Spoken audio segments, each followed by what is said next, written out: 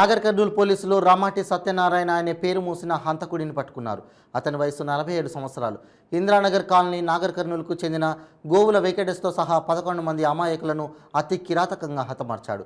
2020 నుంచి తెలంగాణ, ఏపీ, కర్ణాటక రాష్ట్రాల్లో నిధి వేటలో మోసం చేయడంతో పాటు అరెస్టులను తప్పించుకుంటూ మొదటిసారి అరెస్ట్ అయ్యాడు.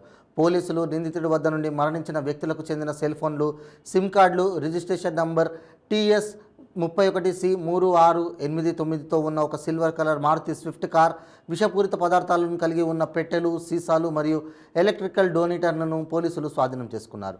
Nagar Kurnool circle inspector of police D Vishnuvardhan Reddy, Nagar Kurnool PSకు చెందిన SIP మహేందర్తో పాటు నాగర్ కర్నూలు జిల్లాలో సంచలనం సృష్టించిన ఈ కేసును గుర్తించడంలో చురుకైన పాత్ర పోషించిన అధికారులు, సిబ్బందికి తగిన ప్రతిఫలం అందించనున్నారు. నిధుల వేట ముసుగులో ప్రజలను మోసగించే ఇలాంటి మోసగాళ్ల పట్ల ప్రజలు అప్రమత్తంగా ఉండాలని పోలీసులు విజ్ఞప్తి చేశారు. ఒక సెన్సేషనల్ నేరస్తుడు దొరికాడు. ఇతని పేరు రామతి సత్యనారాయణ, వయసు 47 సంవత్సరాలు, ఇంద్రానగర్ కాలనీ, నాగర్ కర్నూలు వాస్తవ్యుడు. ఇతను రియల్ ఎస్టేట్ బిజినెస్ చేస్తాడు. తర్వాత వీళ్ళ క్యాస్ట్ బై యాదవ. సో వాళ్ళ నాన్న అండ్ తాతలు వీళ్ళు ఏంటంటే నాటు వైద్యము, తర్వాత మంత్రాలు, ఇటువంటి ఊళ్ళల్లో ప్రాక్టీస్ చేసే అలవాటు ఉంది వీళ్ళకి. సో వాళ్ళ తాత, నాన్న వాళ్ళకు ఉన్నటువంటి నేర్చుకున్నాడు, వాళ్ళ నుంచి ఈ విద్య నేర్చుకున్నాడు. ఈయన నేర్చుకుని జనాలను ఈ మంత్రాలు, చిన్న చిన్న పాము, తేలు మంత్రాలు, తర్వాత ఇటువంటి మంత్రాల ప్రయోగాలు చేసుకుంటూ జనాలను నమ్మిస్తూ లైఫ్ లీడ్ చేస్తున్నాడు. అది కాకుండా ఈ గుప్త నిధులు ఇవి వెలికి తీసి నేను ఇస్తానని చెప్పి జనాలను నమ్మించి మోసం చేయడం ఇది ఇతని ప్రవృత్తి అనమాట. సో మనకు రీసెంట్గా ఒక ఎలక్షన్స్ ముందు ఒక కేసు, ఒక మ్యాన్ మిస్సింగ్ కేసు ఉంది నాగర్ కర్నూలు టౌన్. ఆ మ్యాన్ మిస్సింగ్ కేసులో వాళ్ళ బంధువులు, భార్య బంధువులు వచ్చి SP గారిని కలిశారు. కలిసి ఇట్లా మాకు మా మనిషి కనబడట్లేదు అండ్ మాకు అనుమానము ఈ రామతి సత్యనారాయణ మీద ఉంది. లాస్ట్ కనబడక ముందు ఈయనతోటి కలిసి తిరిగిన మాకు ఇన్ఫర్మేషన్ ఉంది, మాకు న్యాయం చేయాలని చెప్పి అడిగారు SP గారిని. దాని మీద SP గారు DSP Nagar Kurnool town, inspector Nagar Kurnool town ఇద్దరికి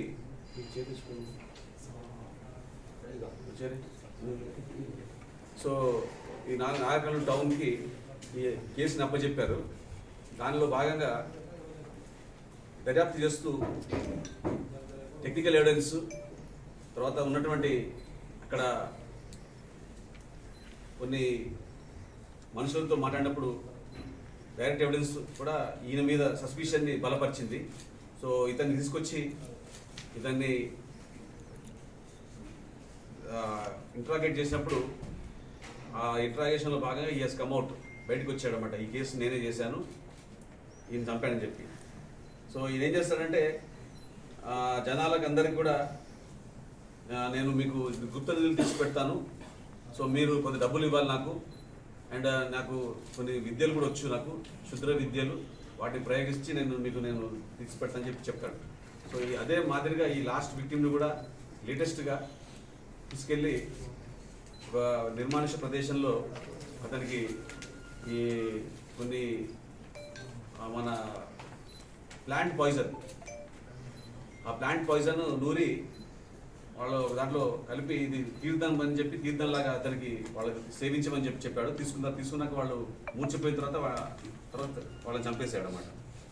తర్వాత ఈ కేసు ఇంట్రాగేట్ చేస్తున్నప్పుడు గతంలో కేసులు కూడా మనం వెతికితే ఒక 7 కేసుల్లో ఇది కాకుండా ఇంకా 6 కేసుల్లో ఇతను చేసినట్టుగా మనకు రుజువు వచ్చింది. టోటల్గా 11 మంది మనుషుల్ని ఇతను చంపాడు. అయితే ఒకే కుటుంబం సంబంధించిన వనపర్తిలో ఫస్ట్ లేటెస్ట్ కేసు ఏమో నాగర్ కర్నూలు టౌన్ది, రెండోదేమో నాగర్ కర్నూలు పోలీస్ స్టేషన్లోనే అన్డిటెక్టెడ్ మర్డర్ కేసు ఒకటి November 22ది. అలాగే వనపర్తి జిల్లా సంబంధించిన 2020 కేసులో 4 ఒకే ఇంట్లో వాళ్ళకి మందు ఇట్లాంటిదే పాయిజనింగ్ చేసి చంపేశాడు. వాళ్ళని అందరూ ఏమనుకున్నారంటే అది సస్పీషియస్ డెత్, అది కుటుంబం అంతా కూడా ఇంటికి వెళ్ళి వాళ్ళు ఇంట్లోనే చనిపోయారు అన్నమాట ఇతను ఇచ్చిన పాయిజన్ తోటి. అలాగే 4వ కేసు అనంతపూర్ అండ్ రాయచూర్ కర్ణాటక కేసులో ఒక తండ్రి కూతుర్ని చంపాడు. అలాగే నెక్స్ట్ 6th కల్వకుర్తి మిస్సింగ్ కేసులో మనకు అమరాబాద్ అడవుల్లో ఓన్లీ మనకు స్కెల్టల్ రిమైన్స్ దొరికినాయి. ఇది 2023 కల్వకుర్తికి సంబంధించిన కేసు ఇది. అలాగే కొల్లాపూర్ పోలీస్ స్టేషన్లో కూడా ఒక అనుమానాస్పద మృతి కేసు కూడా ఇతనే చంపిన కేసు అది. And Nagar Kurnool police station సంబంధించిన 2021 సంవత్సరంలో అనుమానాస్పద మృతి కేసులో కూడా ఇతనే చేశాడు.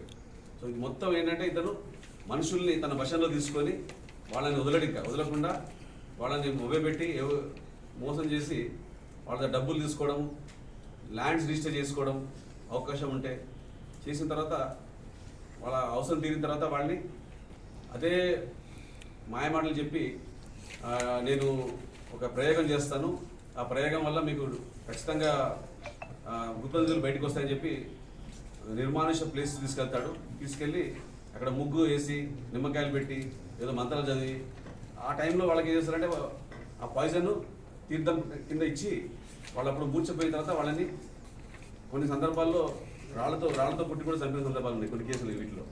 ఇంకా ఇప్పుడు మనకు తెలిసినవి ఓన్లీ 11 కేసెస్.